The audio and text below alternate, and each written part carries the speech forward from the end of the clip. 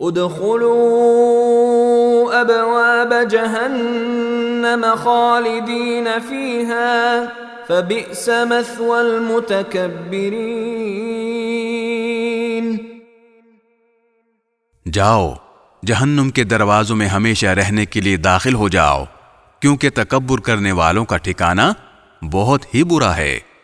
اصبر ان وعد اللہ حق فإما نرينك بعض الذي نعدهم أو نتوفينك فإلينا يرجعون۔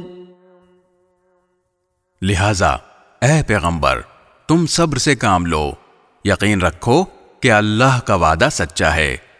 اب ہم ان کافروں کو جس عذاب سے ڈرا رہے ہیں، چاہے اس کا کچھ حصہ ہم تمہیں بھی تمہاری زندگی میں دکھلا دیں یا تمہیں دنیا سے اٹھا لیں، بہر صورت ان کو ہمارے پاس ہی واپس لایا جائے گا۔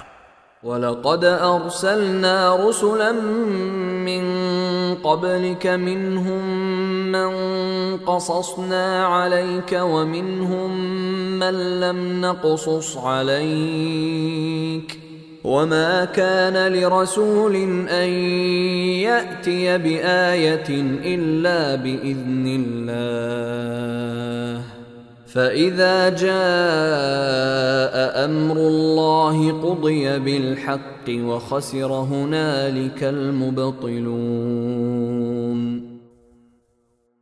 اور حقیقت یہ ہے کہ ہم نے تم سے پہلے بھی بہت سے پیغمبر بھیجے ہیں، ان میں سے کچھ وہ ہیں جن کے واقعات ہم نے تمہیں بتا دیے ہیں، اور کچھ وہ ہیں جن کے واقعات ہم نے تمہیں نہیں بتائے، اور کسی پیغمبر کو یہ اختیار نہیں ہے کہ وہ اللہ کی اجازت کے بغیر کوئی معجزہ لے آئے۔